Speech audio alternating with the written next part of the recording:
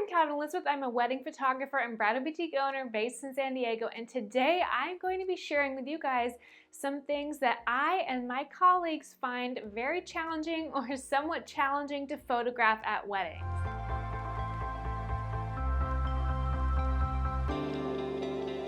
I thought that this video would be interesting for you guys as non-photographers, or maybe some of you photographers are watching this, but I thought it might be interesting for you guys to hear about some of the things that us photographers find challenging to photograph at weddings, whether it's decor or just general scenarios, because maybe you would find this interesting. Maybe now hearing these things, you might actually change parts of your wedding because now you're like, oh, I don't want that to happen at my wedding. I want to make my wedding easier to photograph for my photographer, or I don't want this scenario to come up. It'll all make sense once I get to the things that are hard to photograph. Everything will kind of fall into place. You'll understand what I'm talking about, and there's kinds of things that you can actually fix, because there are some things that are hard to photograph and photographers really can't do anything about them. There's no tips or tricks that we can do. There's just really nothing that we can control in certain scenarios. We can't make anything better. We just have to do the best we can with what we're given. It'll make sense once I get to them. So I'm gonna go ahead and jump right in and talk to you guys about some of the things that I find challenging and some of the things that I polled my colleagues about that we find challenging to photograph at weddings. So the first thing that I find hard to photograph at weddings are mirrored decor. So whether it's mirrored table numbers or giant mirrored escort display charts, those things are really hard to photograph because you can't photograph them straight on, otherwise your reflection is going to be in them. Also, even if you're photographing them from an angle, you're gonna get the reflection of whatever is in the background in them, so they're just generally really hard to photograph. Now, if you brought a giant white sheet, you could technically get like behind that sheet and have a little hole cut out and put your lens through it and photograph it, but that's kind of impractical for a wedding. If you were photographing mirrored objects in a studio, way easier to do, but on a wedding on site, these things are really hard to photograph, and so it's just really challenging. So generally when you're photographing mirrored objects, you have to photograph them at an angle so that you don't capture yourself in a mirrored object, but whatever is going to be in the background, sometimes it's easy to photograph from the angle because it's kind of clean and maybe there's not a lot of distracting elements going on, but sometimes there is a lot of stuff in the background. Maybe there's cocktail hour people and you can't move 30 people because you didn't get there early enough to get it without people, or maybe there's tons of trees and busy branches in the background. So it can be really challenging to photograph stuff like that, even though it is really pretty. Mirrored table numbers, those are a little bit easier because they're smaller, so you can kind of catch the right angle, but these are really challenging to photograph. The next one is really tough. So this can be really challenging, and that is when you have, whether it's a subject or it's people, but basically any time at night for a reception when you have your subject in front of a window. And the reason for this is because usually at nighttime the light is low, so you, for most photographers, are going to be working with flash to light their subject because the light in the room is not bright enough to shoot their subject. Now, some photographers are natural light for the entire day. I am not. I believe that it is best in most cases to be working with flash to light my subject. So when that happens, your flash is going to reflect in that window.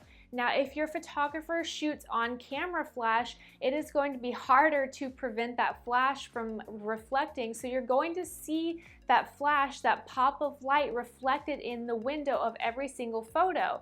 Now, if your photographer shoots off camera flash like I do, what that means is that your flash is not on your camera, so it's off to the side. So you can kind of get a different angle, so you have an easier time of hiding your flash from being in the window. Now, sometimes it will still catch, but it is still very difficult to photograph things that are in front of a window because windows are reflective. So if you are going to be bothered by seeing a flash reflecting in the window of your photos, because it will happen, maybe not in every photo, but it will happen, and this is something that is really hard for photographers to control, especially if they shoot on camera flash, it's just inevitable. Then I would suggest maybe putting some draping, so pipe and draping in front of the window, especially if you are going to be sitting at a sweetheart table or a head table in front of a window. put pipe and draping, it's going to cost more, but if this is something that really bothers you, it's going to bother you, then do this. You can even DIY it or put some sort of little cute background, or maybe rent some hedges, anything, and then that way you're not going to have that reflection of the flash. That would be the solution to this problem. So remember when I said there's things that you can do to help prevent these hardships for your photographers?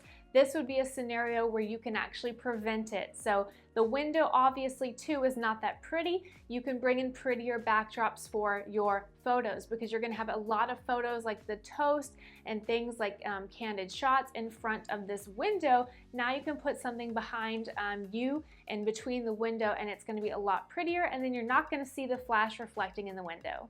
The third one, and this is something you might have no control over, but I'm just bringing it up so that you're aware of it, is shooting at venues that are basically just tight pathways with little to no open spaces.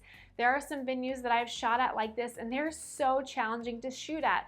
And what I mean by this is when your venue is basically just winding pathways and they don't have any open spaces, maybe just one open space where like the ceremony is going to go. And so essentially your photographer has no places to take you for photos. They're just all tight pathways. And so there's really little places for them to get to photograph you. So you only get one angle down that pathway, but maybe the light is not right. The light isn't coming from a direction where the photographer needs it to come from, because you're on a tight pathway and they can't get to the side of you to get where the light needs to be in that photo. And maybe there's only one open space, and that's where the ceremony is set, and maybe there's a bunch of chairs taking up that space, and so they can only shoot you at the front of the ceremony aisle, and maybe even the lighting is not good there. So venues like this where there's just tight pathways and one open space are really hard to shoot at, because they have very limited portrait opportunities for you, and so those are really hard. So if you are in the process of venue searching right now, keep this in mind when you're touring venues. If they're just tight pathways with one open space, and that open space is where your ceremony is going to go, maybe don't choose that venue if portrait variety is really priority for you, because that is going to be really difficult for your photographer to shoot at unless there's like a local park nearby or some sort of place where you guys can go to, the beaches nearby. I would not pick that venue if you have a choice. So I polled some of my colleagues about what they thought was really challenging to shoot at weddings, and this next one is one that has to do with either your venue or your decor, or where you place your ceremony site at the venue. And Joanna from Ambient Images said when couples have their ceremony under a like tinted or canopy location, and there is a bright ocean background or a bright background behind the shaded canopy, and that ocean background is going to be really washed out. And that is because the shaded area where your ceremony is going to have you guys really dark, but the ocean background behind you is in full sun and it is really bright. Now the camera that we have today, and even old cameras, basically cameras in general, cannot pick up, it's called dynamic range. I'm about to get really technical for you guys, but this is going to explain why. So cameras have what's called dynamic range. Cameras cannot see the amount of light from shadow to light that we can in our own eyes. So the way that we are able to see deep shadow to bright blue skies, I'm talking blue in the blue skies, cameras cannot pick that up. Cameras can only pick up so much variety of light that when they see a shadowed scene like a canopy wedding, they can't pick up that ocean light outside as well. So that ocean light outside is going to be totally blown out if we are exposing for the shaded canopy ceremony. So that ocean is going to be really blown out because it can't pick up the difference between that really shaded canopy and that really bright ocean. That's just a limitation of cameras. Maybe in like 10, 15 years they'll be able to, but for now they can't because of the limited dynamic range of the cameras. One way to combat this, it would be if the photographer was using, I would say even multiple flashes to combat this. You need a lot of flash power to really match how bright that ocean is out there, but some people don't like the look of flash, and that's just the way it is, cameras or some photographers just don't work with flash, they're more natural light. So this can just be a really tough scenario to work with. Or sometimes people don't like using flash during ceremonies because it can be really distracting during an intimate moment. So this can just be a really challenging situation to photograph where you have a really dark shaded ceremony site with a really bright background behind it. That's just a very tough situation to photograph. Rachel Solomon says sweetheart tables with so much decor on them that you can barely see the couple. And this is something that I have talked about before, I believe in my sweetheart table video or some other videos. And this is really, really tough when you've got a really packed sweetheart table, maybe even decor that sits up really high and you cannot see the couple behind it. And she also adds when you're using your flash to light the couple at the sweetheart table and you have shadows casted on them because of how much stuff or how tall the stuff is on that sweetheart table. You've got all these shadows casted on the couple. So my tip for you guys is to make sure that your decor on your sweetheart table is not too packed and that it is not too high because you want to be able to see your faces.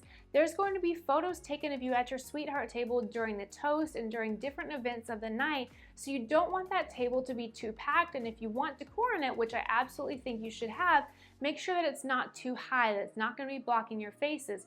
Push it off to the side or keep it low in front of your faces and higher up off to the sides. Kristen Garcia says when the cake is placed on a table in front of a blank wall so that when the couple goes to cut it, you really only see their backs. And this is a scenario that I've talked about maybe in an old cake video. I don't know how old it is. I maybe need to make a new one. But this is definitely a really sad situation. So one thing that I would say to you guys is don't, if you can, don't place your cake table in front of a sad little wall or in a corner. Place it somewhere a little bit more available for people to see so that when you can cut your cake, you can get behind the table and that way your photographer can see your faces. You have a better backdrop maybe, or you can even have your table so that guests can be in the background so you can get guest reactions in the picture as well. Or at least when you're cutting your cake, if your photographer does not have the creativity to pull your table out for you, pull your table away from the wall so that you can get in between the table and the wall so that at least your faces get shown when you're cutting your cake, because your photographer can't always get in certain angles depending on like how packed your reception is, or maybe guests are blocking the way. So at least pull that table away from the wall so that you can get in between the table and the wall and your photographer can photograph your faces so that they're not photographing your back cutting the cake, because that is really, really sad. Kayla Tuckerman adds, when couples want blue skies in their portraits. This is another one that has to do with dynamic range. So I've already mentioned that cameras cannot capture a really, really wide variety of light. So this also happens not only when there's really shaded and really bright, but when photographers shoot backlit. This is going to be kind of technical again for you guys. So there's kind of two kinds of ways, well, there's several, but let's just talk about two kinds of ways to photograph couples outside in natural light. So there is when you shoot them with full sun, and that is when basically the sun is shining directly on you, and that is kind of challenging to shoot couples in because the sun is right in their eyes. That can be really hard on people because not everybody can have the sun right in their eyes and have them be able to be open. I know I can't. My eyes are so sensitive to light, like I cannot keep them open. And then there is also backlit, and backlit is when the sun is against your backs. That's when you get that beautiful hair light on the background of your hair, and then the sun is basically against your back. So that is called backlit.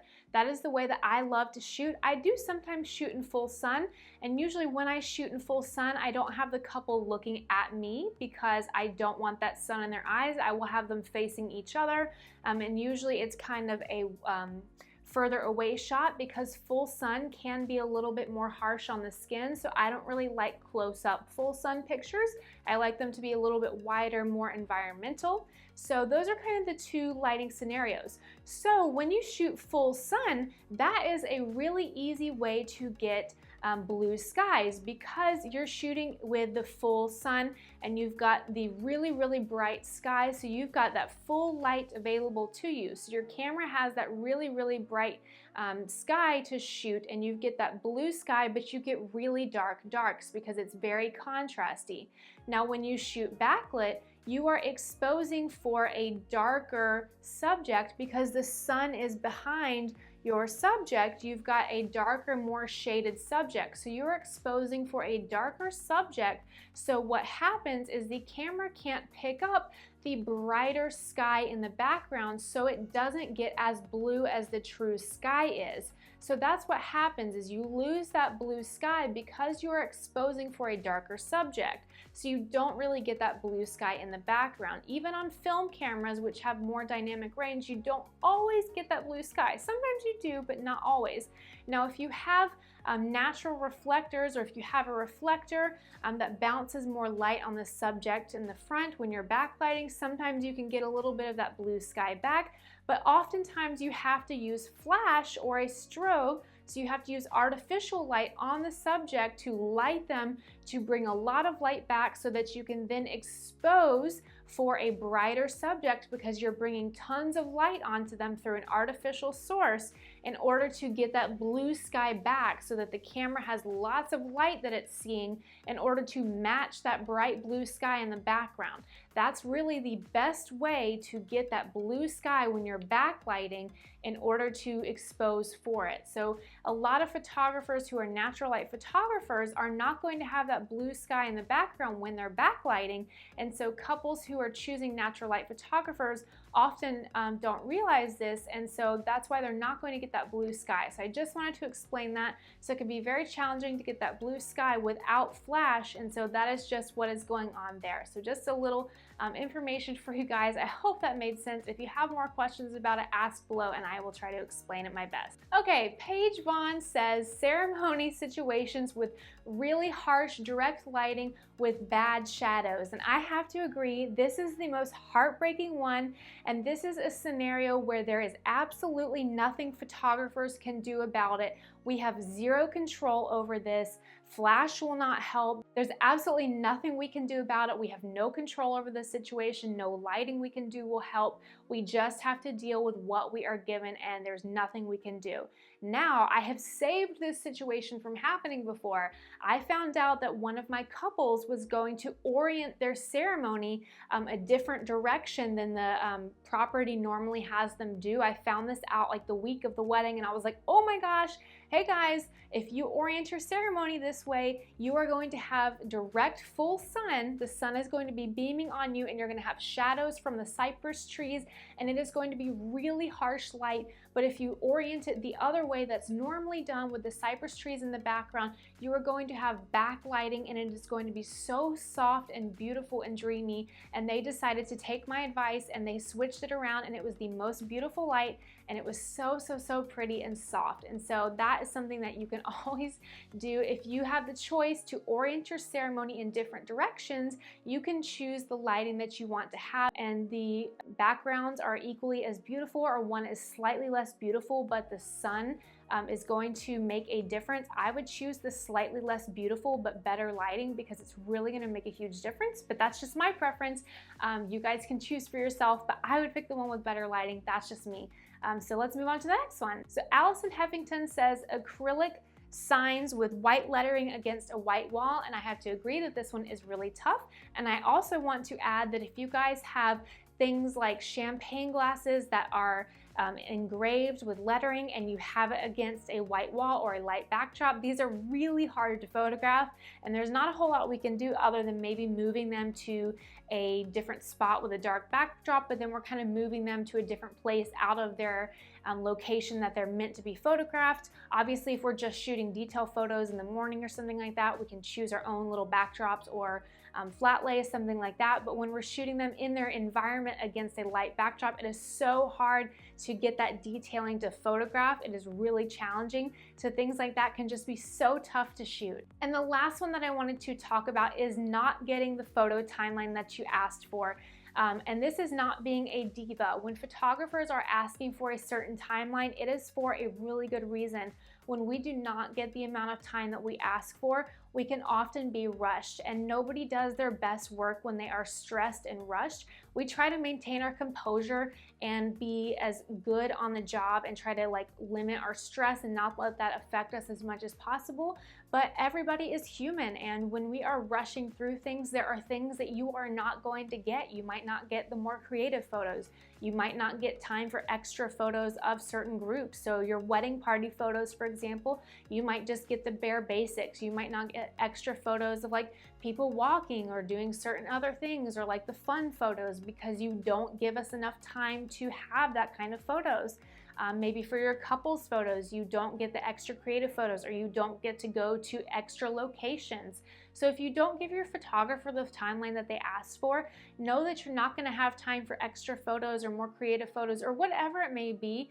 There's a reason that the photographer is asking for the timeline they're asking for, and so listen to them when they're telling you what they need. And if you can't fit it in, they're telling you the consequences of that, or at least hopefully they're educating you.